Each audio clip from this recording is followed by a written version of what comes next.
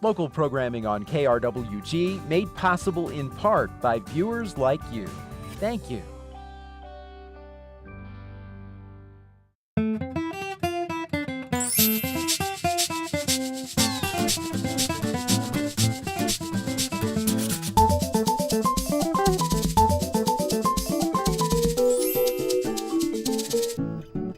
Welcome to Fronteras, a Changing America. I'm Edmundo Resendez. My guest today is Stacie Allen, President and CEO of the Bridge of Southern New Mexico. The mission of the Bridge of Southern New Mexico reads that the Bridge of Southern New Mexico facilitates collaboration and leverages resources between public and private sectors to support educational excellence and optimize the workforce in Doña Ana County. Stacie Allen, welcome to Fronteras. Thank you, Edmundo. It's a pleasure to be here. Why don't we start out by having you give us a little bit of history of how the Bridge of Southern New Mexico got its start. Okay, back in around 2007, it really originated from the Greater Las Cruces Chamber of Commerce and their education committee. And it was business leaders and education leaders sitting around the table trying to figure out how can we get this 49% dropout rate to diminish. We need these kids to continue to stay in school. So through focus groups and working with partners like the Chamber, Mavita, they did some demographic studies and try to find out what the kids were not getting out of school and how could they re-engage them. So it developed to a regional education initiative where business leaders had ownership in the system. And then about 2 years later, the Bridge of Southern New Mexico actually became its own nonprofit. And we have those same key founders at the table with additional leaders in the community helping to support the mission. The vision of the Bridge of Southern New Mexico is that, as it states or reads, all students in Doña Ana County graduate with skills to compete in an international workforce. What does the Bridge of Southern New Mexico do to fulfill this vision?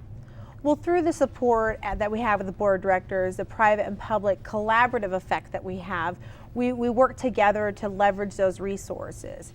We have business leaders that come to the table and saying, here's a gap in soft skills or what I'm getting out of the employees that are coming through the door, and the product of the educational system is not meeting. The languages of business and education is not meshing. So we work together to refine those curriculum, provide field experiences or opportunities through mentorship and training to get the students prepared to enter the workforce and to create economic impact.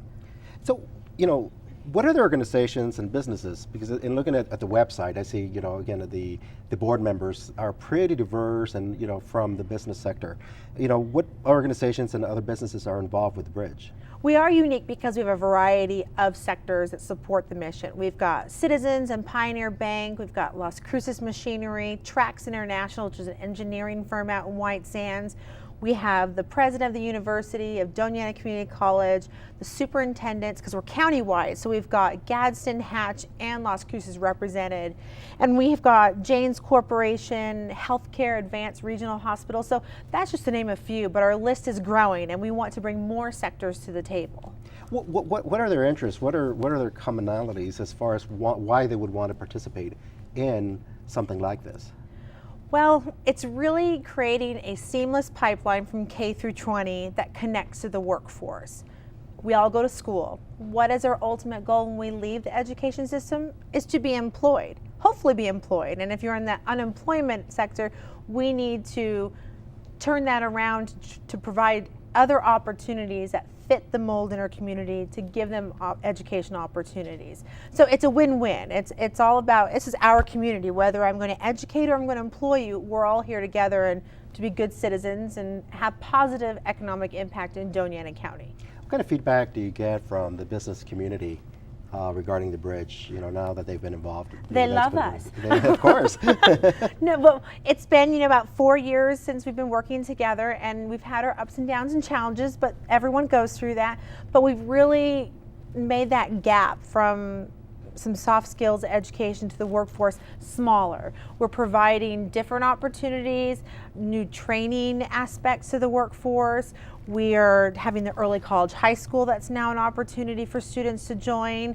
And so it's been a win-win. And we've still got a long way to go, but we've definitely seen an impact. I mean, our graduation rates, just in the last 5 or 6 years, we've gone from the low 50s to now 72%.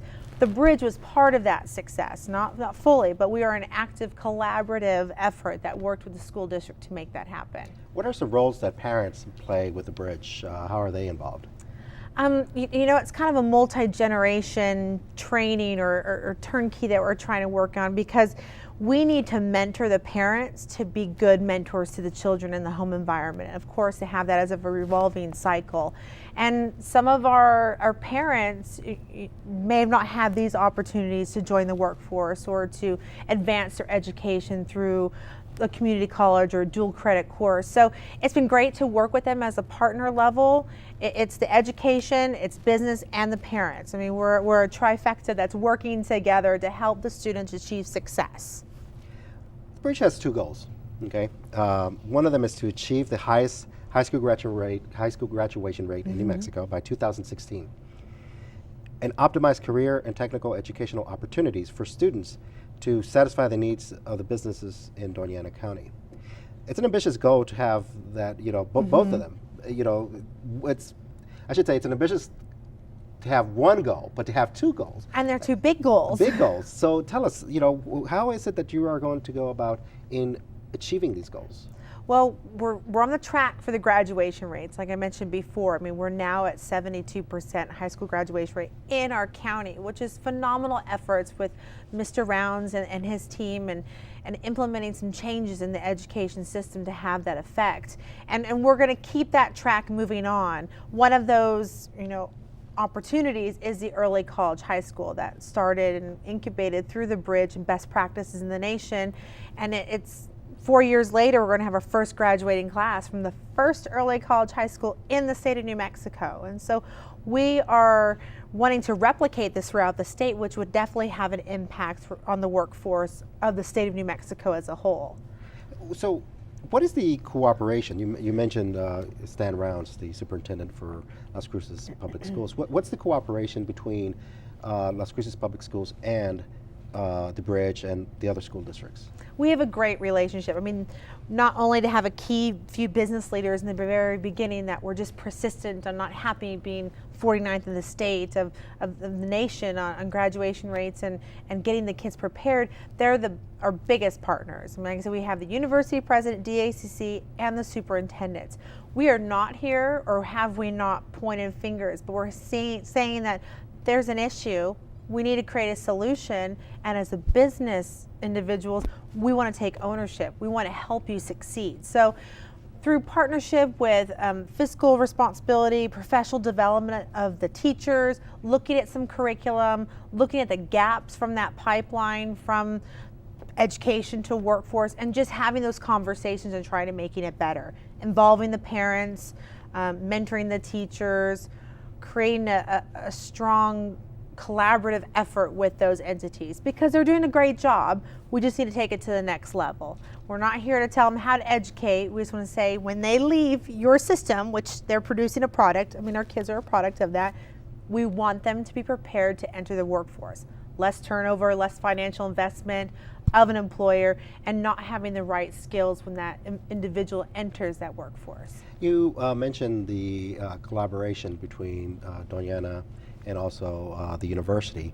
What is being done to keep some of that talent pool here in New Mexico and in Doña Ana County, to keep some of the students here and create better paying jobs so that they can stick around, raise a family here, and use themselves as examples to what can be done in Doña Ana County or in southern New Mexico? Well, and that's exactly right, because we want to educate, prepare, and keep our young adults here in our state. And we work very closely with Mesilla Valley Economic Alliance, MVITA, that brings new businesses to town or works on the expansion projects of corporations or manufacturing firms here.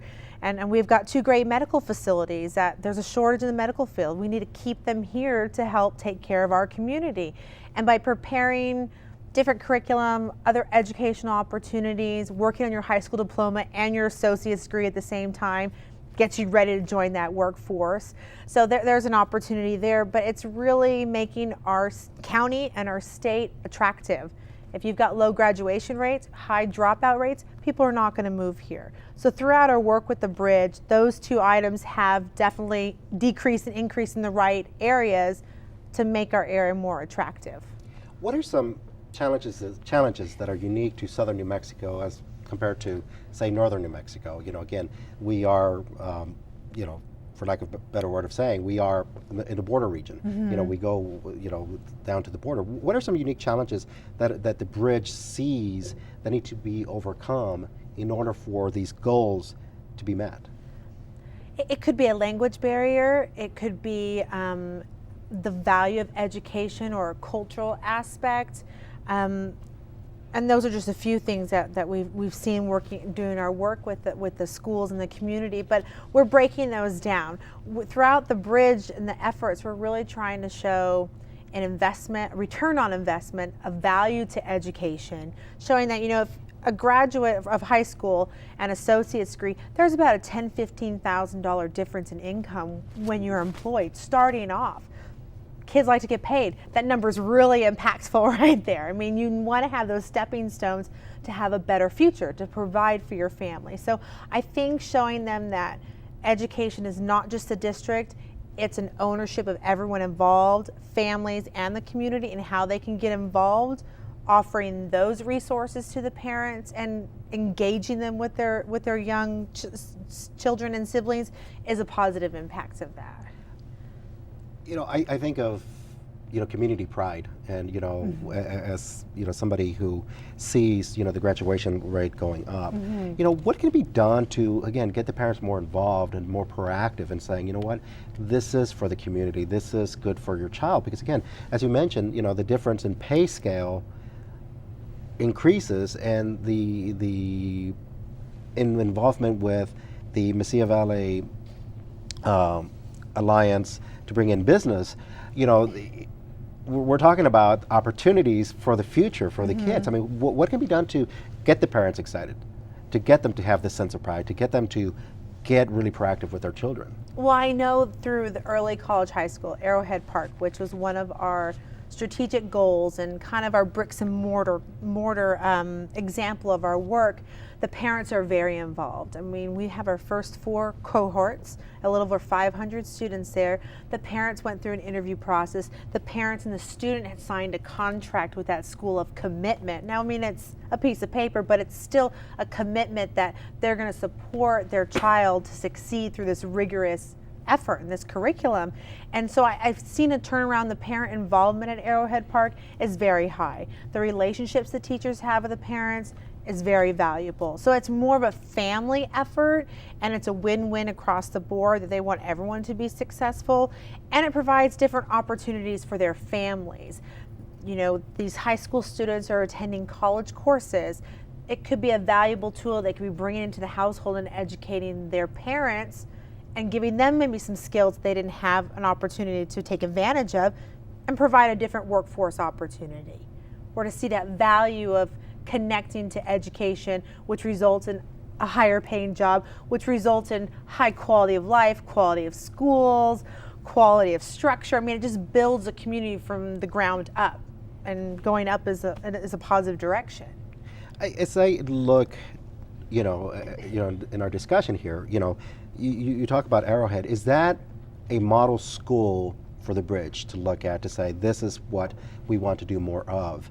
And in addition to that, are other school districts or other communities around the state saying, what they're doing down in southern New Mexico, that's the right way to go? Absolutely, and we're making that happen as we speak right now. Back when the Regional Education Initiative was developed back in 2007, 2009, they looked at national best practices. In early college, high school, there's about 300 to 400 across the nation. So we didn't make it up, but we're the first one to develop and incubate it here in southern New Mexico, which is a huge pat on our back here.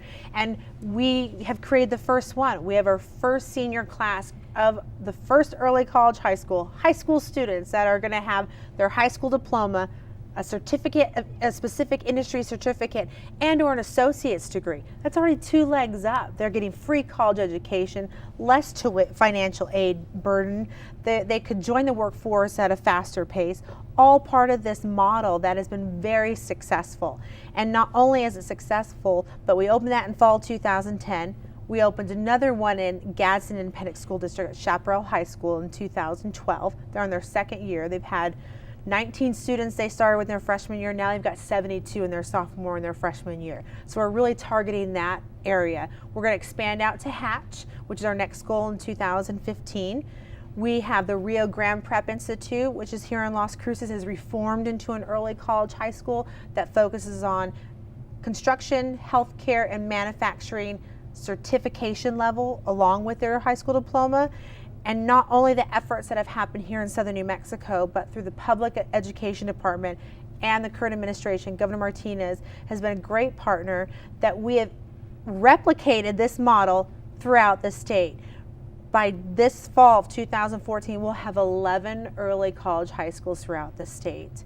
Partners like the Kellogg Foundation and the Daniels Fund have helped us replicate this in the Hobbs community, Albuquerque Public Schools, Carlsbad, and the Gadsden area that we're enhancing their current program. So it's a trend, it's a best practice, it works, but you've got to make sure that you have that business community behind the mission to work with the educators to make the educational reform. And it's happening here in Little Las Cruces, which we should be very proud about. And so our momentum is going. We've got a huge increase in the last 3 years, and we're just moving forward. Well, you mentioned something regarding the support of the business, and we talked about the support of parents. What about the support of legislatures, of local, the governor? You said the governor is behind us. Are you seeing legislators seeing this as an opportunity to really improve school funding or improve these school funding statewide? Yes, we definitely have the support of the legislator, the current administration. Governor Martinez is definitely behind it. It's a positive change to education. It doesn't happen overnight. The increase of funding is definitely an opportunity we need to look at to make happen.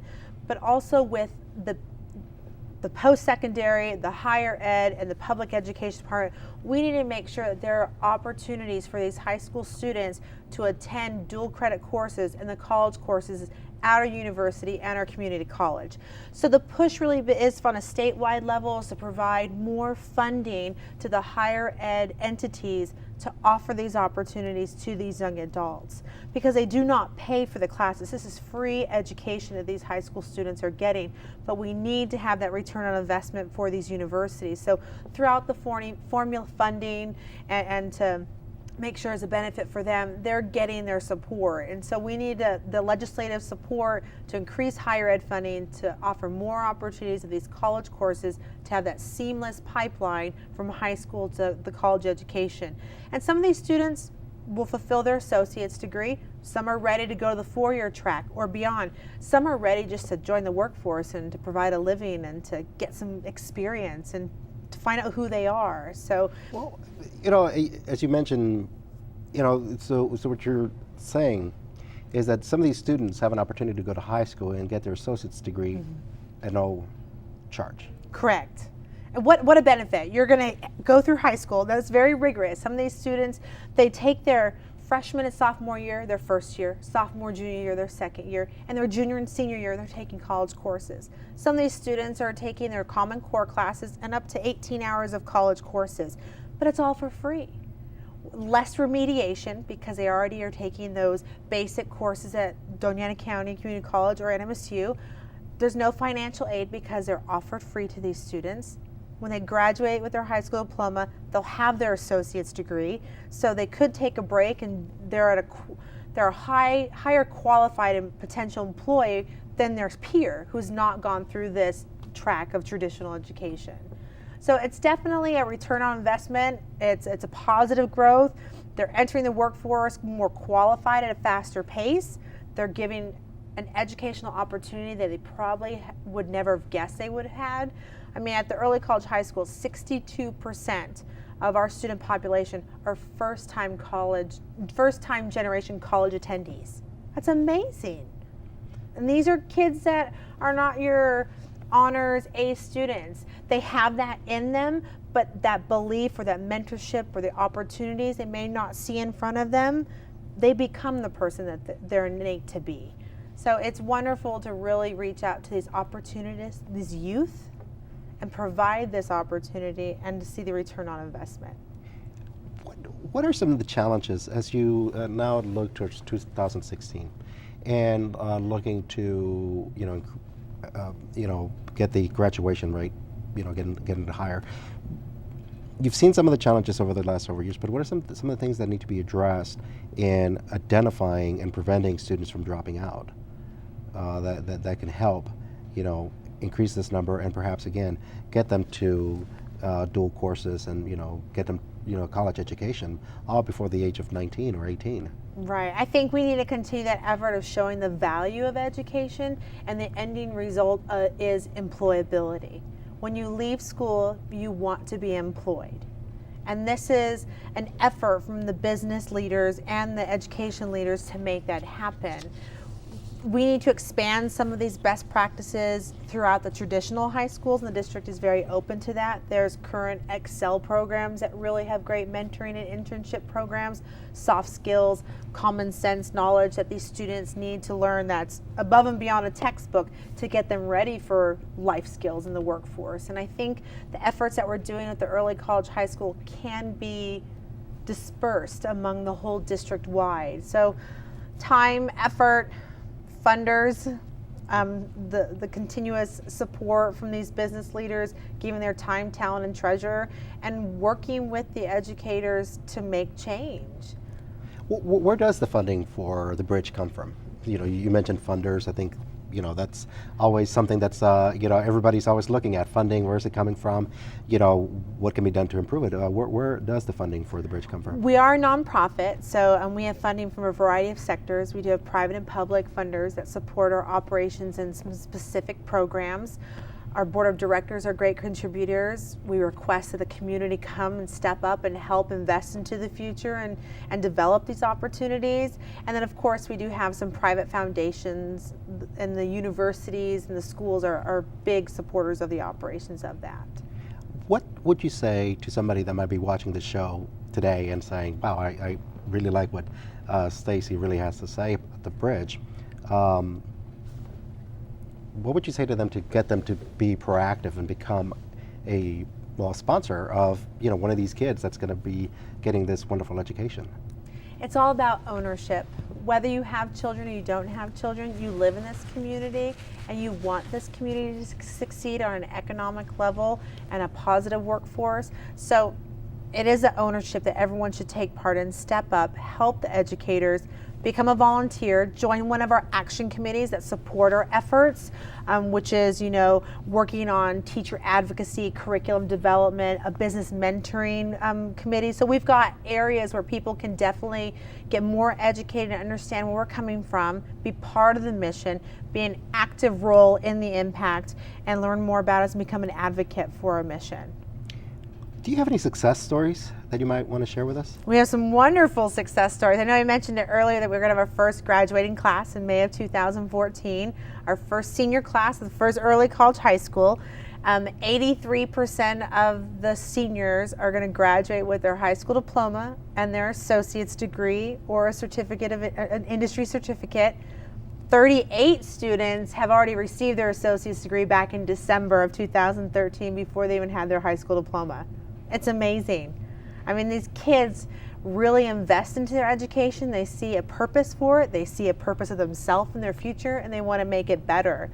And we've got a handful of students that are going to have multiple associate's degrees when they graduate with their high school diploma in the next few months. Would you say that a high percentage of these students might be, you mentioned that some of them were first generation of attending college. What about language, that English might be as their second language? Majority of our students come with a background where there's a language barrier, low income, that at risk, a high Hispanic population. But we've got a variety of students that are part of this early college high school, and they work to support each other.